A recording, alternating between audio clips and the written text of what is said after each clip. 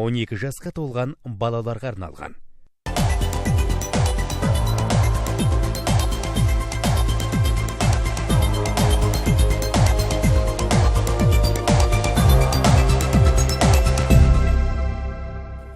Жайылым нашар, шаруа шатқаяқтап тұр деп отыр халық. Елдің бағы отырған малында шығын бар.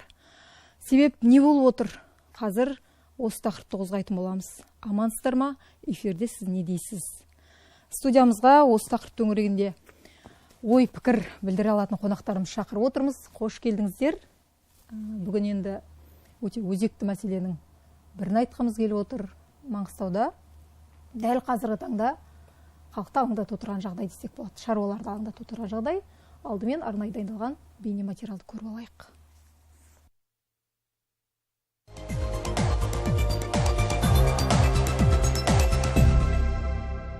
Маңғыстауда соңғы жылдары мал шаруашылығына ден қойып, ірі қара басын көбейтуді қолға алғандар көп. Облыста 92.148 бас жылқы, 70.784 түйе, 22.979 сиыр, 411.000 қой мен ешкі бар. Алайда малға қатысты мәселе болады да тұрады. Өткен жылдары ойсыл қара тұқымы белгісіз індеттің кесірінен қырылды. Ал биыл аузы көкке тимеген 4 аяқты көтерем қалып жатыр. Шаруалардың малынан шығын бар. Өрісте екі өркеші баладай болып тұрған інген емес, шөккен жерінен тұра алмай жатқан түйе, қабырғасын тонадайдан санауға келетін жылқы, құлап қалған сиырды көресіз. Себебі сан түрлі. Елде жауын шашын жоқ, сондықтан шөп жоқ. Малды қолға ұстауға шөп пен жемнің бағасы аспандап тұр. Жайылым нашар, жағдай шамалы деп отыр халық. Қайтпек керек. Аз малды қырып тастап отырамыз ба? Сіз не дейсіз? Қоныстың болмау биыл облыстың барлық жерінде бар деп естіп жатырмыз. Жағдай қиын. Мал қазір өле бастады, шаруаның малы. Мал енді біздің жанымыз ғой. Қазақта мал жаның аман ба деп сұрайды ғой, әуел амандасқанда. Енді осыны қайткенде сол малдың жағдайын жасау керек. Күн жаумай осындай қала беретін болсақ, жағдай өте қиын.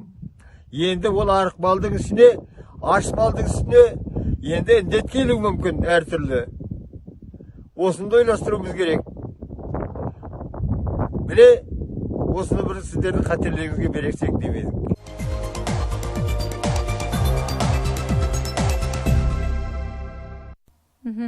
Көргеніміз Түпқараған ауданының тұрғыны, біздің арамызда Маңғыстау ауданының, сонымен бірге Мұнайлы ауданының тұрғындары отыр.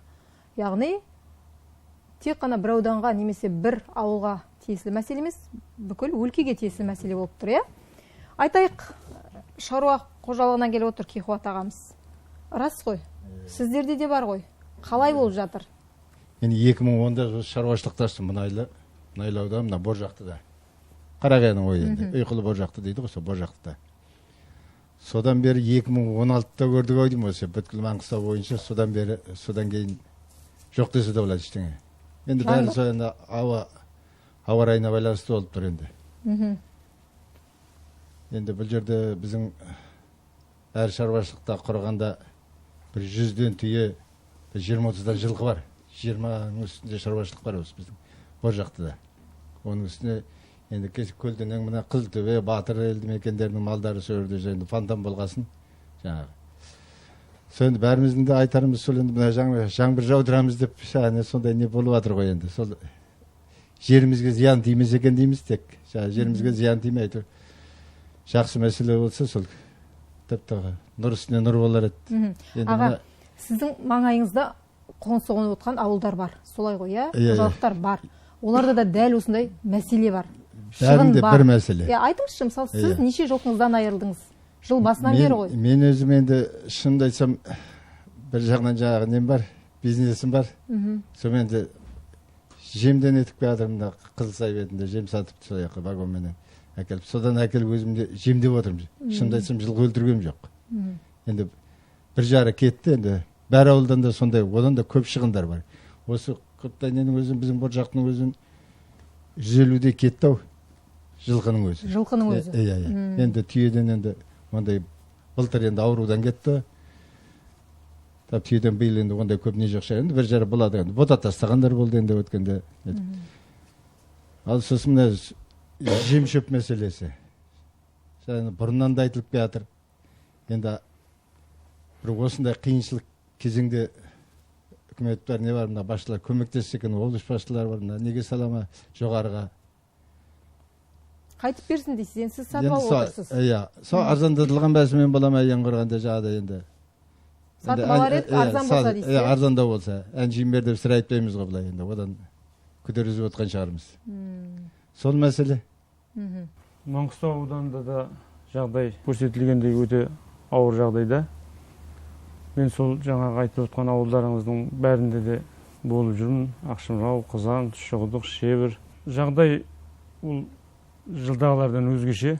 Себебі бұрын облыстың аумағында әр жерлерде осы көктем шығысымен жаңбыр, ала жаңбыр болып, бір жерде болып, бір жерде болмай, сөйтіп жаңағыдай ала қоныс туатын болса, биыл оның бірде біреуі жоқ.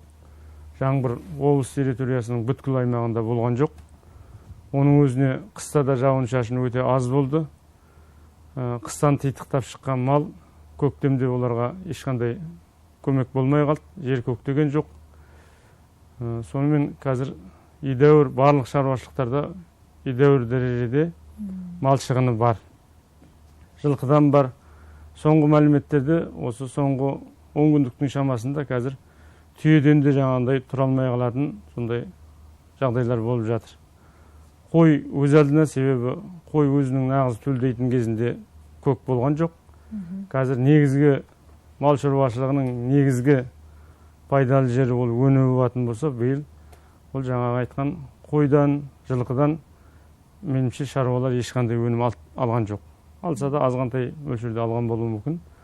Жағдай облыста өте ауыр жағдайда. Оны жаңа жергілікті жердегі ақсақалдар да айтып жатыр.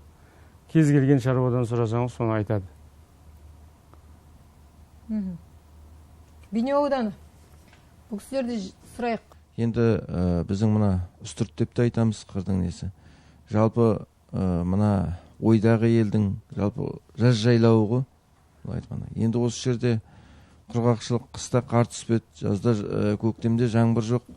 Жаңа малдың көтеремдігі барлық енді мәселе болып тұр ауылдық жерде. Шаруашылықтардың да шығындар бар. Жанөркен айтқанмен толықтай қосылам, бұл шығын көп, үлкен.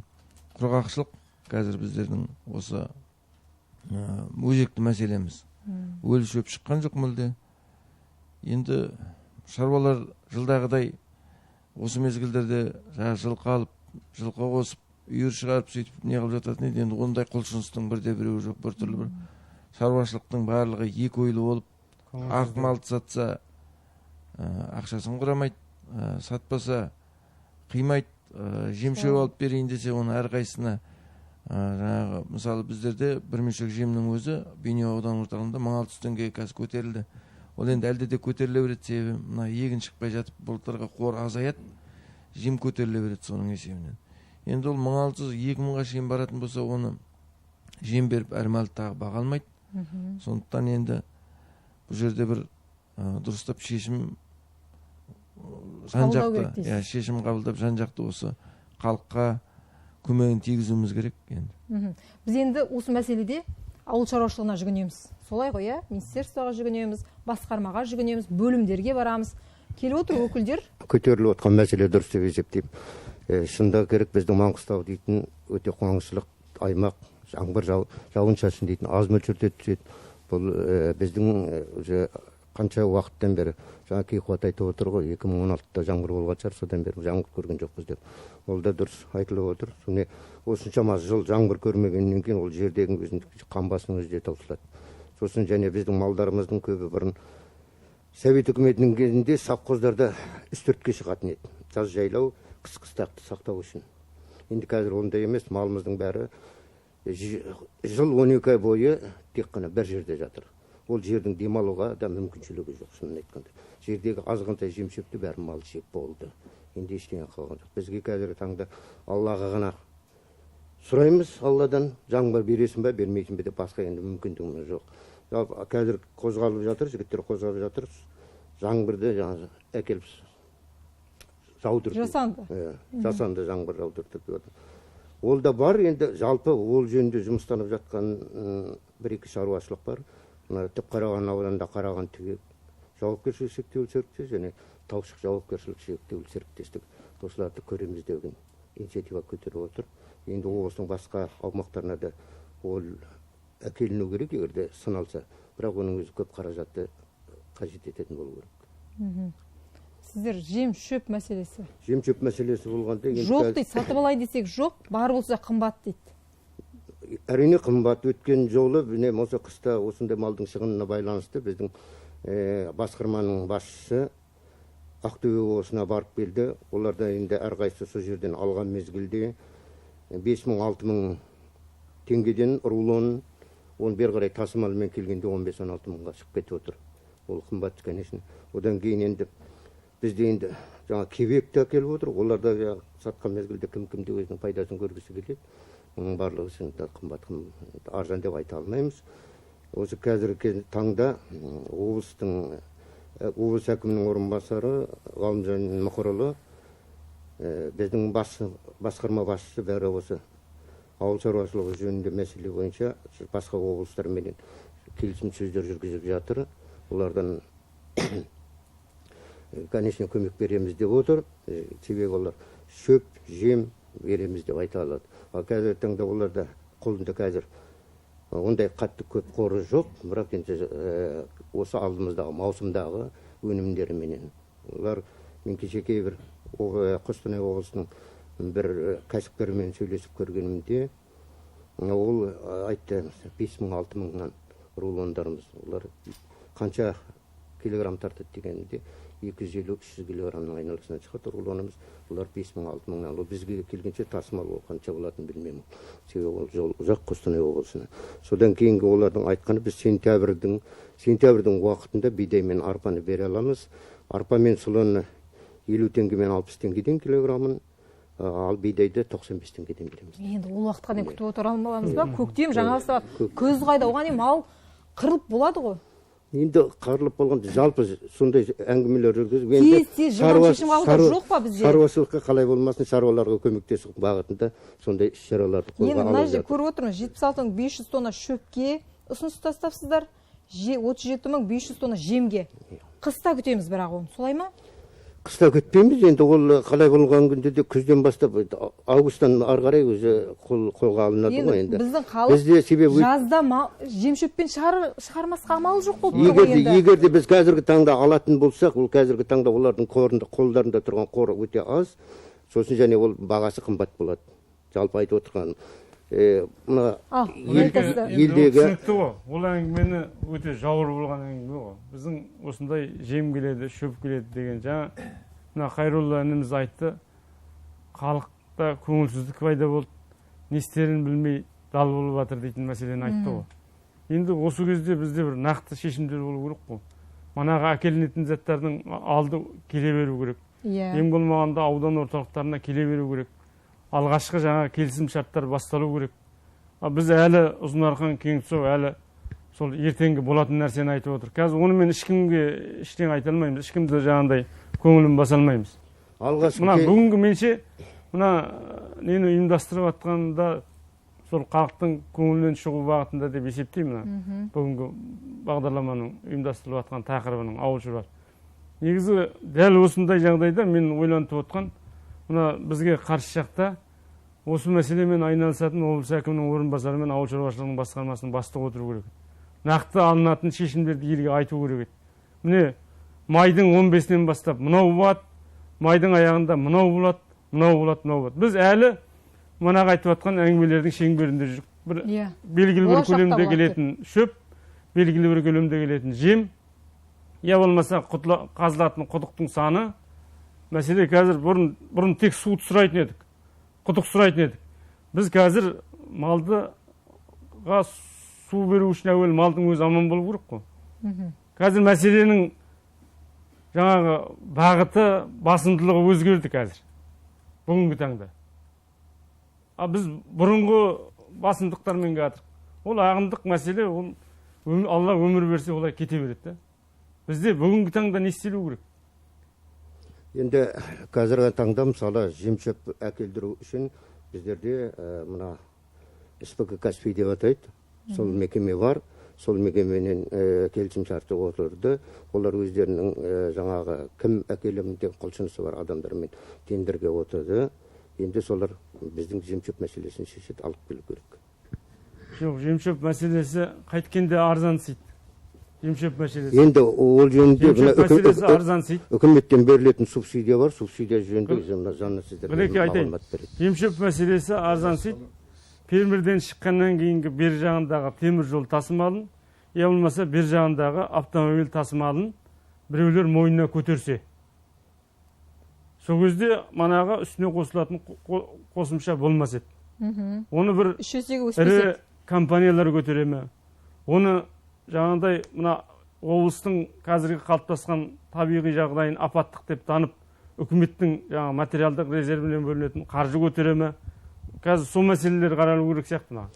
Бұл мәселе қазір қаралып жатыр әкімшілікте. Бүгін мысалы үлкен кәсіпорындардың басшыларын бәрін шақыртып, жиналыс өткізеді. Ол әкімшілікте осы мәселенің бәрі алып қойылды. Себебі ол ауылдың үлкен ақсақалдар бар, бұрын осында жасап кеткен, ауыл шаруашылығында жасап кеткен мамандар бар. Ерғалиев, Күзембай, Қалжанұлы, Түменбай, Сибақовтар жоғаларымыз өткен. Мен ол кісілермен сөйлестім, ол кісілермен.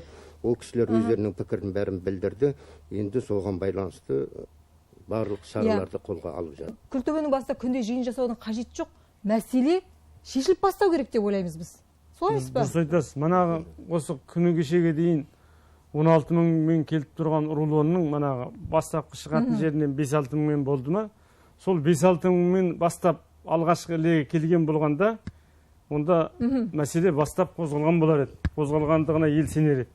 Қазір біз сол манағының әңгімесі ғой әлі 20 күннің ішінде. Сол менше қазіргі елдің кішкене жаңағы сенімнен гөрі елдің күмәні күдігі басымда болып отыр ғой қазір. Субсидия деп қалдыңыз. Естейік, қандай субсидия бар екен? Бұрынғыдан көбейді ма? Жағдай ескеріліп көбейіп отыр ма? Кімге беріледі, қалай беріледі? Немесе бұрынғы күйінде ма манағы? Енді бұл субсидия былтырғы жылы, яғни министрліктің қағидасына қосылды. Былтырдан бастап, 20 жылдан бастап, бұл қағидаға байланысты жергілікті бюджеттен қарастырылады, яғни талабына сәйкес. Бұл жерде мал азығын шығындату мәселесі. Бұл жерде әр аналық басқа беріледі. Сиыр басына 18 айдан асқан болса, 50 бастан, шаруа қожалықта 50 бастан асқан мал болса, соған 30 мыңнан беріледі әр аналық басына. Қой 300 аналық бастан шаруа қожалықта болу керек, сиыр, жылқы, түйе 50 бастан асқан болу керек, бұлар 36 айдан асқан болу керек жасы. Сол жастан бастап субсидия беріліп отыр, мал шығынын арзандату. Бұл жерде жалпы талабы ИАС, яғни Плем-KZ сайтына тіркелу. Бұл жалпы қағида асыл тұқымды малдарға арналған қағида.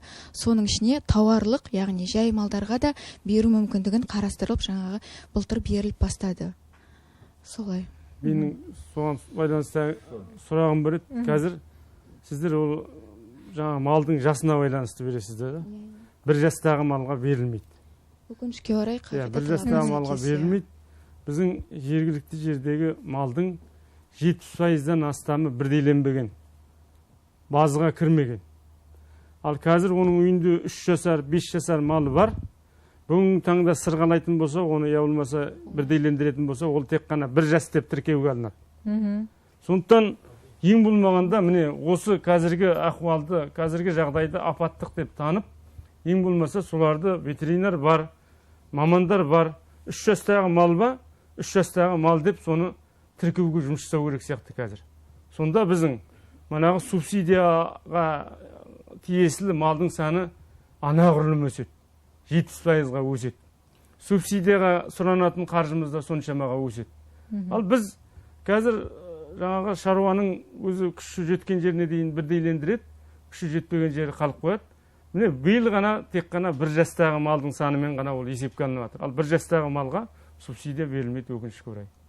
Сондықтан осы мәселені менше қазір жұмыс жасауымыз керек. Қазір жұмыс жасауымыз керек. Ашық жиналыстарда, онлайн жиналыстарда әрқашан айтылып, жазылып та жатыр.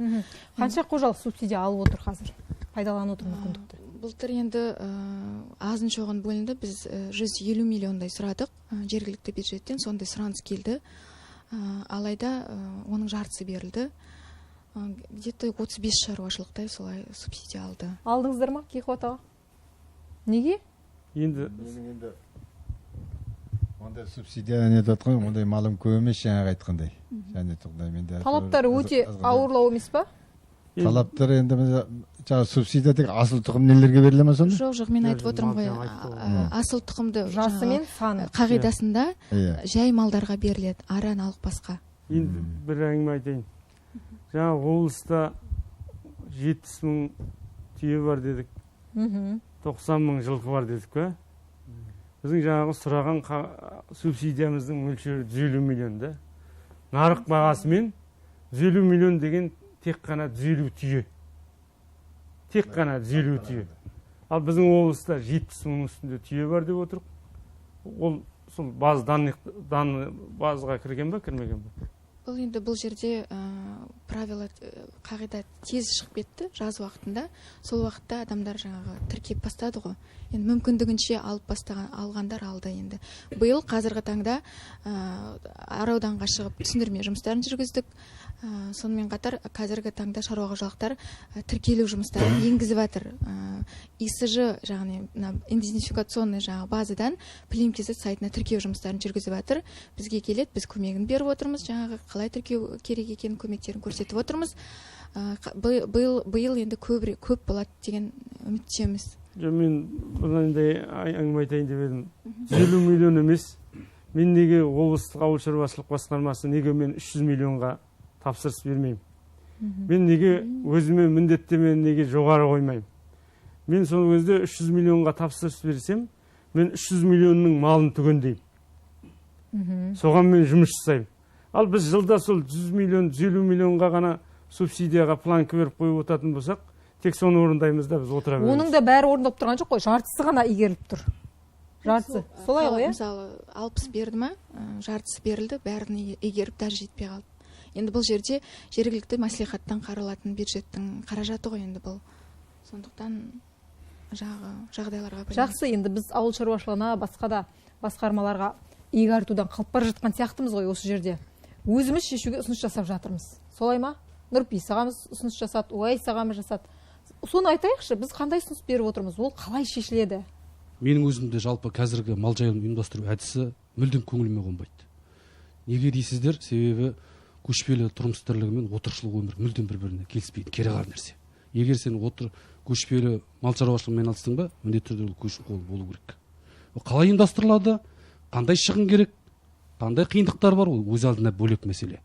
Екіншіден, біздің ата-бабаларымыз сол Маңғыстау, осы біздің қазір Маңғыстаудың қаройын білмей қыс-қыстау етіп пайдаланған жоқ. Соның барлығының бір есебі болған, технологиясы болған, ұйымдастырылуы болған. Жаз түсе, жазғы тұра түсе, солтүстік жаққа қарай, қазір Ақтөбе облысы, Атырау облысының территориясына, Қостанайдың территориясына қарай, қазір тілмен айтқанда, сосын қазан түсе, кейін қалғандары жаңағы үстіртке келетіндер қараша түсе, сол мына Маңғыстауға кейін қарай қайтып отырған. Оның барлығының ойында есебі бар, мал өрісін жайылым пайдалану есебі. Біздің Маңғыстаудың жері жаңағы топырақ флорасы ешқандай жаңағы 4 мезгіл бойы пайдалануға шыдас бермейді, жарамайды, ол мүмкіндігі жетпейді. Себебі аймақ дейтін осындай өте шұғыл континенттік, жауын-шашын 150 мм төмен, ол сонау Ибн Батутаның кезінен бері солай жазылып келе жатқан нәрсе. Маңғыстаудың сондай шөлейт құрғақ екені. Біз сондықтан аспаннан қарап жаңағындай ылғал жыл қашан болады? Баяғыда бір 50 жыл бұрын ылғал болып еді, 30 жыл бұрын ылғал болып еді. Ал енді сондай тағы болып қалатын шығар деп біз өйтіп айта алмаймыз. Қарап отыра алмауымыз керек. Сол жаңағы бұрынғы тәжірибені, ата-бабаларымыздың тәжірибесін, аборигендік әдісті қайтадан жаңғыртып пайдалануымыз керек. Қалай пайдалануымыз керек? Ол жаңа өкіметтік деңгейде шешіледі, қолдан келетін нәрсе. Біз табиғатқа қарап алақан жайғаннан көрі сол үкіметтен осының мәселені шешуін сұрауымыз керек. Шаруалар, ауылдағы азаматтар осыны түсіну керек. Жаңағы 400 мың қой, 70 мың түйе, 90 мың жылқыны бір уақыт болса да мына Маңғыстаудың даласын босатуымыз керек. Белгілер уақыт белгілеу керек та, мәселен менің ойымша жазғы уақытта. Сонда қысқа қарай Маңғыстауға келгенде бәрібір енді жаңбыр жауып тұрады. Шағында болса өзіне жетерлік. Сол жаңағы шөп болып тұрады.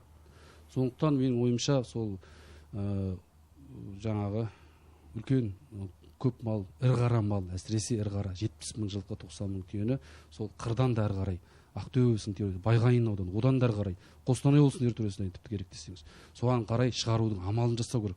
Бұл әрбетте оңай нәрсе емес, оңай шаруа емес, бірақ ұзақ перспективада біз егер жайылым жерлерімізді алып қаламыз десек, қажет десек, болашақта егер ұрпаққа қажет дейтін болсақ, осы шаруаны қолға алуымыз керек. Неге? Себебі бір тук шөпті, бір пресс шөпті Маңғыстауға қаншама спекуляциямен әкелгеннің шығынын есептеп қараңыз. Қаншама қолдан қолға өтеді, ол вагонмен келеді, осы жаққа келеді, осы жаққа келіп жеудің, жаңа келудің, жетудің жолын қараңыз. Ал сол бір тук шөпті мына сол малдың сол жаққа барып жеуінің жаңа экономикалық есебін қараңыз, расчетін. Қайсысы тиімді? Әрине малдың өз аяғымен барып жегені тиімді болу керек. Сондықтан ол өлі шөп, бір ай бұрын шабылған өлі шөп бойындағы нәрі мен сөлінен айырылған. Одан да сол жас күйінен сол жақтан жеген мал қандай қонымды болар еді. Сосын қайтып келіп қыстың күні өзінің жаңағы табиғи Маңғыстаудың шөбін жеген қандай болады. Соның барлығын экономикалық есебін шығарып, климаттық жаңағы қорытындысын жасауға болады ғой. Соған мысалы біз менің айтатын қазіргі уақытта мына бүгінгі жағдайға біз тек биыл келіп отырған жоқпыз. Біз осыны түсінуіміз керек. Бұл биылғы біздің жаңағы кездесіп кезігіп қалып отырған нәрсеміз емес. Бұл 30 жыл бойы ауыл шаруашылығын бетімен жібергеннің кесірі осы. Біз соның міне жемісін жеп бастадық, тырнақшаның ішінде алғанда. Ал енді егер біз бұдан ары қарай тек бүгінгі күнменен, бүгінгі проблеманы шешумен, бүгінгі мәселемен шешумен айналыса беретін болсақ, таяу 50 жылда біз Маңғыстаудың жайылым жерін мүлдем құртып аламыз. Мүлдем жоққа айналдырамыз. Құлазыған қудала шөлге, медиен шөлге айналдырамыз. Сондықтан біз егер 30 жылдық жаңағы 3 жыл жаңағы ер 3 жылдан ойламаған еркектен без дейді ғой. 30 жылдығын ойламаған саясаткерден без дейді. Мысалы біз халқымыз мына басшыларымыз 30 жылдығын ойлау керек.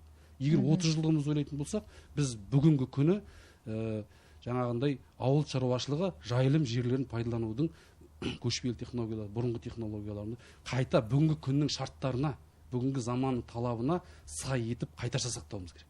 Мен ұсынысым сол жаңағы қалайда сол көшпелі болғаннан кейін, көшпелі мал болғаннан кейін белгілі бір қиындықтарына қарамастан үкімет сондай шаралар қабылдану керек, ұсыныс жасалу керек. Ауыл шаруашылығы министрлігі деңгейінде жалпы үкіметтік бағдарламалар қабылдану керек. Ол жаңа субсидиямен 150 миллион теңге субсидия бөліп болды, анаған хат жаздық, мынаған хат жаздық деген сияқты нәрселермен ол біз ол жайылым жерді құртамыз. Бірінші малды құртамыз, одан жайылым жерді құртамыз. Сондықтан айтпағым бүкіл ел осыны бірінші әуелі шаруалар ел ұғыну керек. Отырықшы өмірменен бір жерде отырып, қысы жазы қамап малды бағу ол болмайтын нәрсе екенін ұғынуымыз керек. Екіншіден үкімет сол шаруаларға малды шұрайлы аймақтарға жеткізуге көмек беру керек. Жер берілуге, өткізуге, көшіруге, қайтып келуге дегендей мүмкіндік беру керек. Сонда ғана барып біздер осы 30 жыл бойы жіберілген, оның да алдыңғы жағынан жіберілген кемшіліктердің біз жайлап түзетуге мүмкіндік аламыз. Мен айтпағым осы еді.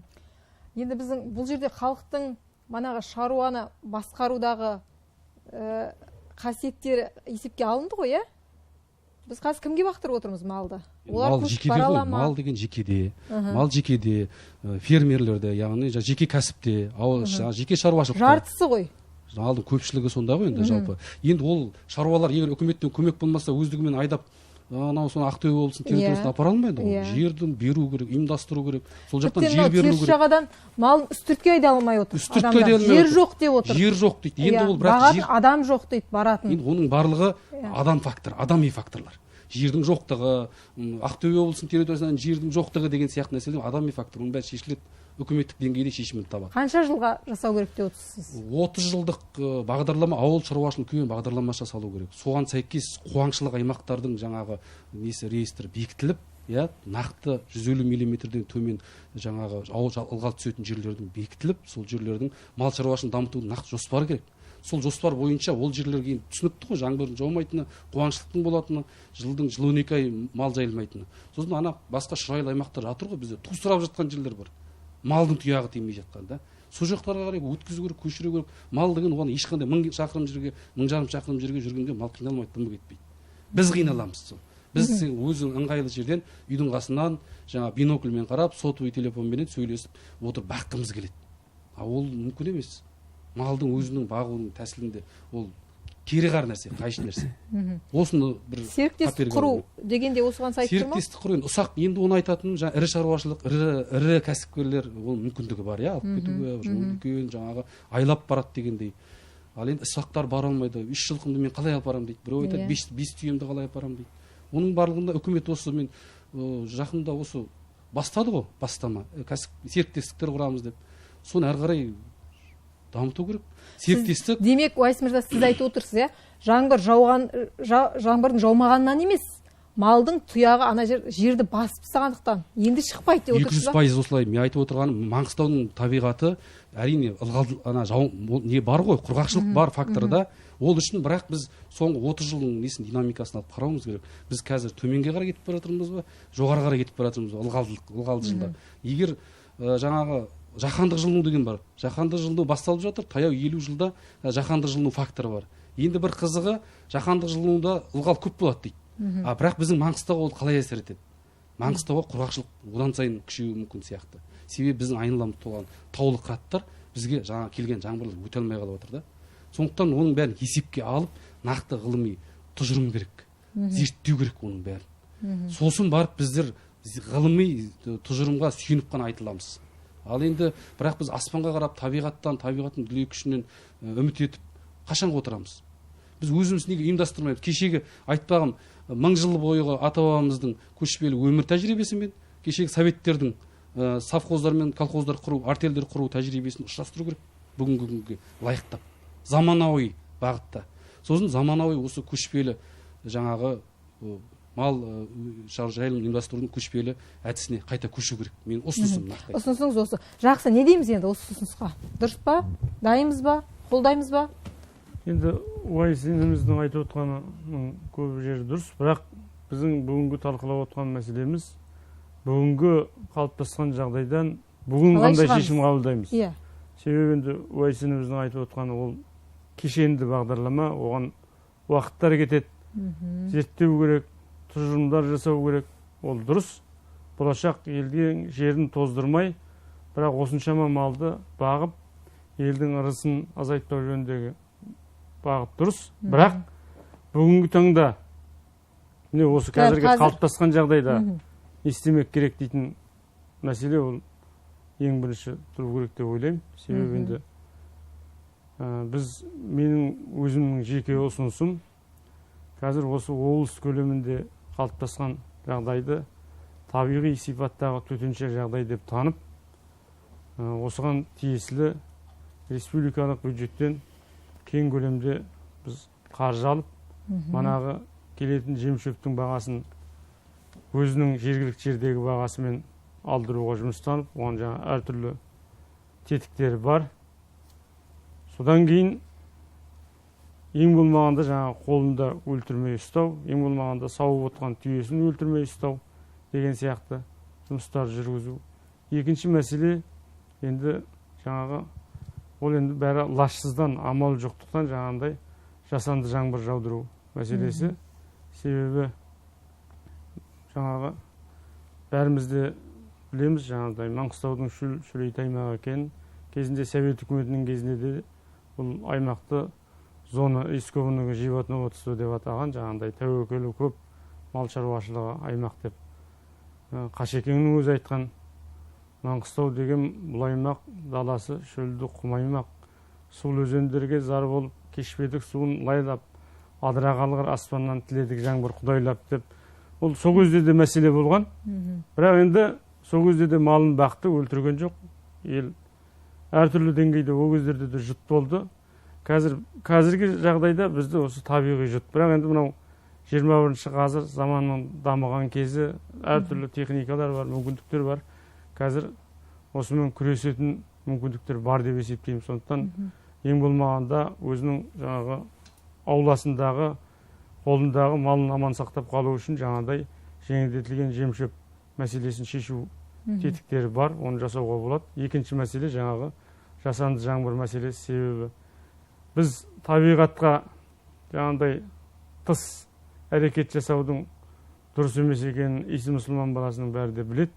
Бірақ егер сенің көрші мемлекеттерің енді дүние біреу ғой, солар сөйтіп өздеріне қажетті осындай әсерлер арқылы жаңбырлар алып жатса, неге бізде осындай қиын кезде пайдаланбасқа дейтін ол ондай да ой бар. Сондықтан қазір енді әртүрлі жаңағыдай тәжірибе жасап жатқандар бар. Шынымен нәтиже алып, сондай жаңбыр жауғызып жүрген ғылыми орталықтар бар. Енді мына қысылғаннан соған жүгінуге тура келіп жатқан жаңағыдай шаруашылықтарды айттыңыз ғой жаңа. Осы екі мәселе қазіргі күн тәртібінде тұр деп айтам. Және жуық арада жасалу керек. Жасалу керек, иә. Жақсы, осы жасанды жауын бойынша біз азғантай зерттеп көрдік. Қандай мемлекеттер пайдаланып отыр, жаңа көршілес деп Нұрпейіс ағамыз айтып қалды. Шындығында да көршілес қандай елдер игілігін көріп отыр осы жауынның. Сюжетті көріп алайық.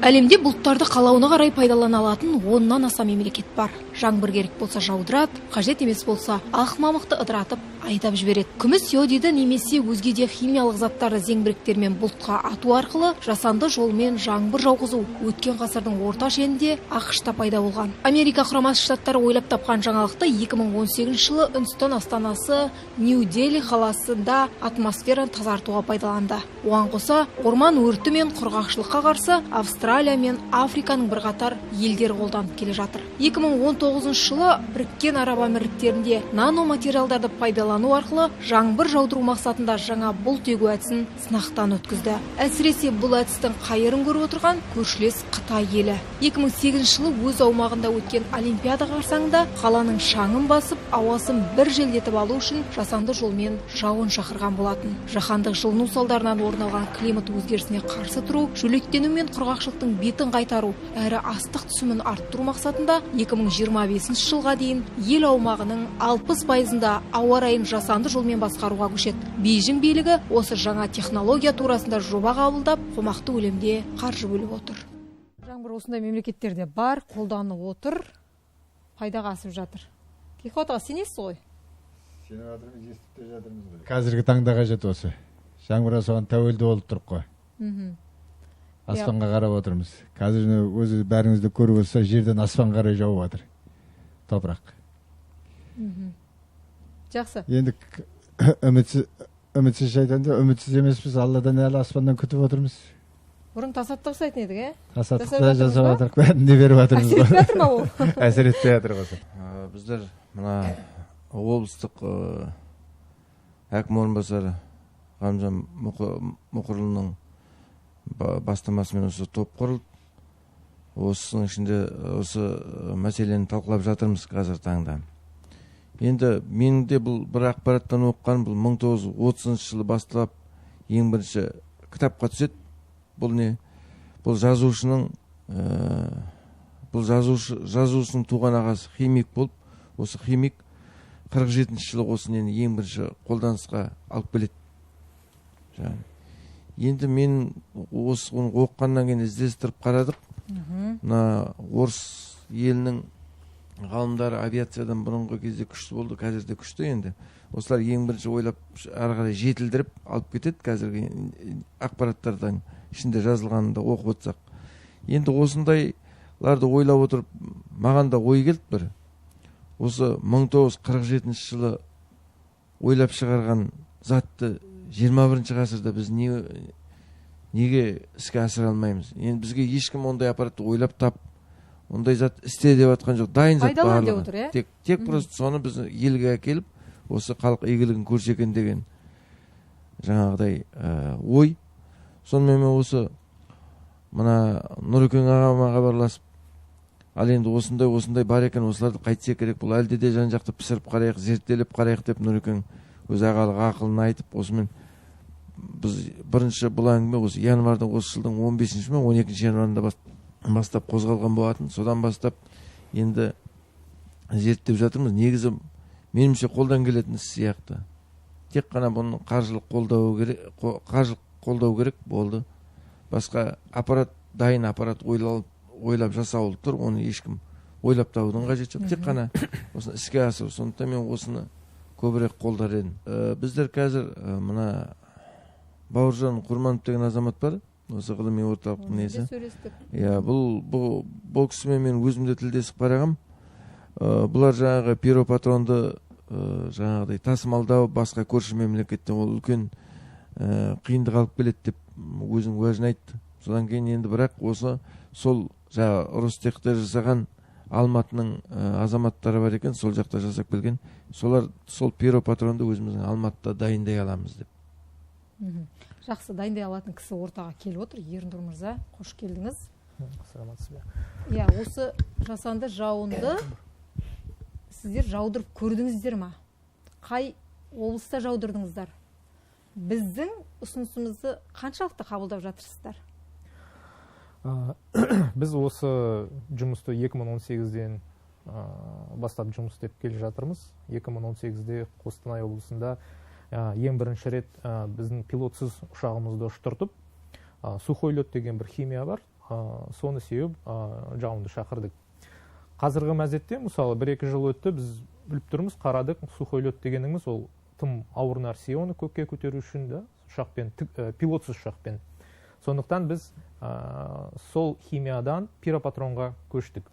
Пиропатронды тарихын кішкене айтып кетсек, мысалы, жаңағы ағамыз айтқандай, 30-40 жылдары табылған нәрсе, ол КСРО-да болды, сосын Америкада болған нәрсе, екі-ақ мемлекет сол кезде сонымен қолданған. Біз ол кезде КСРО-ның құрамында болсақ та, сол пиропатронның рецепті бізде жоқ, өкінішке орай, біздің мемлекетте да. Сол КСРО-ның компанияларында, қазір Ресей компанияларында қалып қойған. Бірақ біз сол 18 жылдан бастап сол рецептурасын қайта жасауға көп тәжірибе жасадық. Құдайға шүкір, міне қазір соның нәтижесі шығып жатыр. Бұйырса июнь айының аяғына дейін біз тағы бір рет пилотсыз ұшағымызды ұштыртып, соны тексерейін деп жатырмыз. Енді өзіміз айтамыз ғой, енді көп сөз бола береді, анау-мынау деген сияқты. Интернеттен кіріп, мысалы, біз туралы да мағлұматты қарауға болады. Егер уақытыңыз болса, Алматыға келіп, біздің заводымызды қараңыз, пиропатрон, біз пилотсыз ұшақ шығарамыз, бәрін нөлден бастап өзіміз жасаймыз, басқа елден сатып алмаймыз деген сияқты. Осы мезетте Маңғыстау облысына жаңағыдай субсидия бөлініп жатыр деп естіп жатырмыз. 100 түйін мөлшеріндегі субсидия. Сол 100 түйін мөлшеріндегі субсидияның ол енді аз деп ойлаймын. Бірақ сол ақшаны егер біз жасанды жауынға жіберсек, біз одан өте көп пайда түсіреміз деп ойлаймыз. Неге десеңіз, мысалы, орташа көлемдегі бұлтты алсақ, оның ені бір 6 километр, биіктігі бір 8 километр болатын шығар. Оның ішінде 10 000 тоннаға дейін ылғал бар, су бар, соны шақыруға болады. Біздің пилотсыз ұшағымызда 10 пиропатрон болады. Ол 10 пиропатронды атсақ, мысалы, да, қандай нәтиже шығады. Әр полет ол жауын әкеледі деп айта алмаймыз.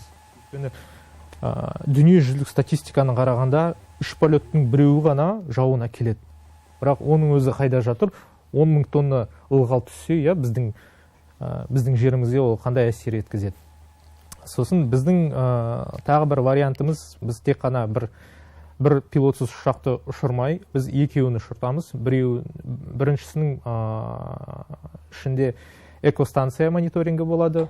Ол берілген бір биіктікке көтеріліп, ол жердегі ылғалды санайды, оның қандай пайызы бар екенін, өлшемін, сосын желді санайды, желдің скорості деген сияқты. Соның бәрін, математикасының бәрін жүктеп, біз екінші ұшақты ұшырамыз да пиропатронды қолданамыз. Оны біз классикалық авиациямен салыстырсақ, пилотсыз ұшақтар, олар өте арзан болып келеді. Енді әркімнің көңілі ғой. Қанша тұрады екен, әрқайсымыз бір жылқыдан қосайықшы деп өздерінің жаңағы әңгімесін айтып жатыр ғой. Енді жобасы бар ғой, дәл болмай ақ қойсын. Соны айтсаңыз. Жобасы бар ғой. Енді ауылда әрбір адам бір жылқыдан қоссын деп ол дұрыс емес деп санаймын. Неге десеңіз, халықтың патша көңілі. Халықтың патша көңілі ол. Мен тек былай айтып отырмын. Сөйдеп жатыр барлық жерде. Жақсы. Өзіміздің мысалы халқымыз терісін төгіп салық төлейді. Соның арқасында елімізде бюджеті бар. иә естіп жатырмыз, мысалы андай бір оқиға болады, анау мынау мынаншама миллиард бөлейік деп. Ондай миллиард керек емес. Мысалы қазіргі мезетте бізде серия үлкен бір объем деген жоқ. Бір полеттің бағасы примерно 6 миллион болып тұрады. Енді осы жерде математиканы қосып санауға болады. Оның бәрі 6 миллион деген не, сосын миллиард деген не. Ол жер мен көктей деген нәрсе ғой. Біз нәтиже алу үшін саған 18 миллион беруіміз керек қой, 3-тен 1-ін алу үшін. Құдай бұйырса солай болып тұр. Қазіргі мезетте егер жұмыс одан әрі артып жақсарса, біздің пилотсыз ұшақтарымыз бағасы азаяды. Неге десеңіз, өйткені серия болғанда бағасы определенно түседі ғой. Ол 10%, 20% емес, ол одан да көп түседі. Зерттеуге қанша уақыт кетеді? Біздің Маңғыстауға. Зерттеуге дегенде, мысалы, пилотсыз ұшақты ұшыру үшін бізге қазір 1-2 айдың уақыты жетеді. Бірақ екінші аралдың проблемасы болып қалмасын деп, экологиялық катастрофа, жаңағы бір ағамыз айтып кеткен, мысалы эфирдің алдында, жауын өте көп түссе, ертең бір ауру шығып қалмасын деген, ондай да зерттеулер керек деп мен санаймын. Демек, зияны да бар. Зияны бар дегенде, жауын көптігінің зияны бола ма Маңғыстау облысына? Болмай ма? Қазіргі, мысалы, көрермендер бізді қарап отырып, ойбай-ау, жауынның көптігінің зияны қайда деп ойлап тұрады ғой. Бірақ саясаткер 30 жылға ерте қарасын дейді ғой енді. Соңында біз ұмытпау керекпіз. 2016-да да әлемет жаңбыр жауды ғой біздің Маңғыстауда осы. Бұрынғы біздің үлкен ақсақалдардың өзі тіпті біз көрмеген шөптер шықты деп сөйдеді. Біз мынандай шөп шыққанын көрген жоқпыз деп. Енді зияны бола қоймас ондайда.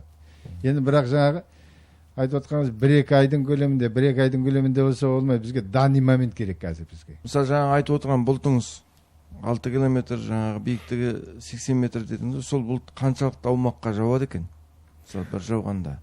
Себебі Маңғыстаудың қазір осы Ақтаудан Боранқұлғаға дейінгі арақашықтық 600 километр жер.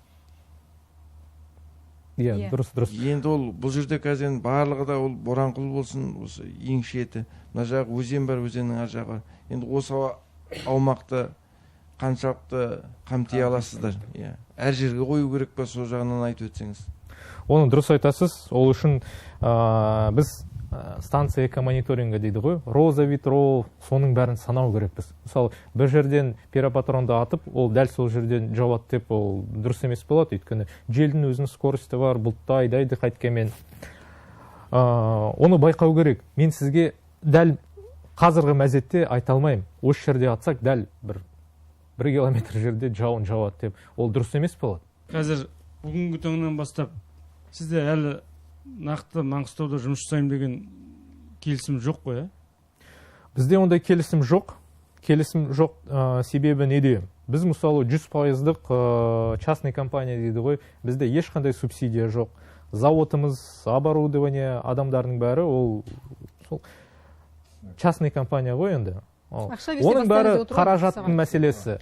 Ақшаны қайдан табамыз? Қаражатты кім қарастырады? Ауыл шаруашылығы. Қазіргі таңда енді ол ауыл шаруашылығы басқармасы қаражатты шеше алмайды. Ол облыс әкімі, облыстық бюджеттен қаралады. Сосын ол жерде қаржы, экономика бөлімі басқармасы бар. Олар қалай айтады, соған қарай. Ал ауыл шаруашылығы басқармасының өзінің тікелей қолында қаражат жоқ. Бұл мәселені жалпы жоғарғы министерствоға қоя аламыз. Тек қана хат жүзінде. Манағы айтқан облыстағы бүгінгі таңда қалыптасқан жағдайды егер апаттық деп танитын болсақ, манағы қаржы мәселелерін бөлуде де тез шеше алатындай жеңілдік болар еді. Облыстық бюджетке де жеңілдік болады, республикалық бюджетке де жеңілдік болады. Сондықтан ең бірінші қазіргі жағдайды бағалау керек бізге. Шығынсыз болмайды емес, болады. Бұрынғы есеп кездерінде 3% мысалы өзінің бүкіл малдың 3%-ін шығынға шығарып қойып отыратын. Енді ол 3%-тік шығын дейтін ол мысалы мың басқа жетіп отыр ғой, бірақ сіздер есепке алмай отырсыздар ғой, ветеринария алмаған. Енді ол ветеринария жөнінде мен айта алмаймын. Жалпы ауылдық жерлерде ветврачтар жұмыс жасайды.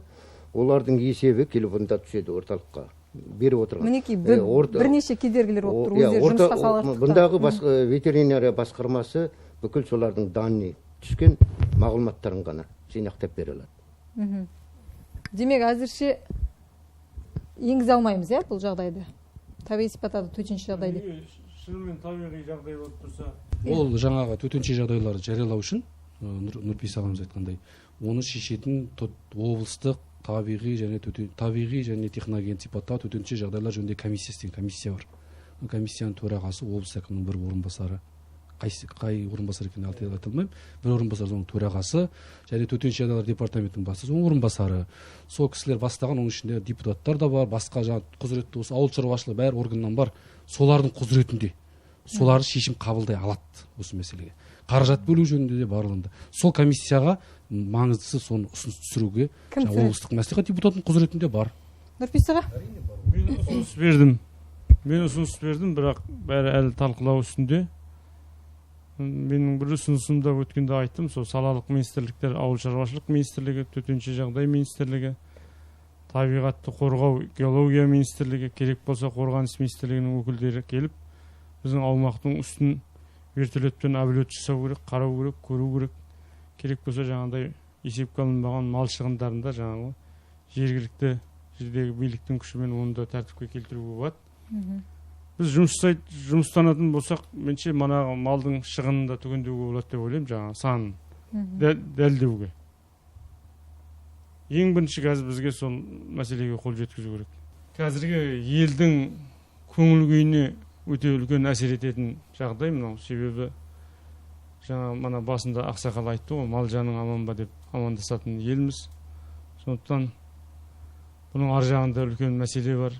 Елдің азық-түлік қауіпсіздігі бар, елдің амандығы бар. Одан кейін жаңағы айтқан манағы шет жоқ малдың өлімінен кейін шығып кететін көлденең аурулар бар. Сондықтан осының бәрін алдын алу үшін бүгіннен бастап мен азаматтым деген азаматтардың бәрі қызмет жасау керек деп есептеймін. Еліміз аман, жұртымыз тыныш болсын. Енді өңірімізге мол ризықты, несібелі Алла тағала жаңбыр нәсіп етсін деп. Қай мәселелерінде қаражатқа келіп тұрады. Қаражат мысалы біздің өзіміздің басқармамыздан бөлінеді деп айтпаймын. Мен просто халықтан сұрарым, бүкіл шаруамен айналысып отқан шаруалардан сұрарым. Мана осы жақсы әңгіме айтылды, көшіп қонған елміз, осылай істеуіміз керек деп. Мына үлкен шаруа істеп отырғандар может басқа жерлерден жер алып, қонысқа алып берген жағдайда бара алуы мүмкін, кішкентай шаруашылықтар бара алмайды. Болмағанда сол шаруашылықтар бірімен бірі бірігіп 3-4-ке шығуға болады. 3-4-тің қалған шөбі қамбасы суының өзі азық малға.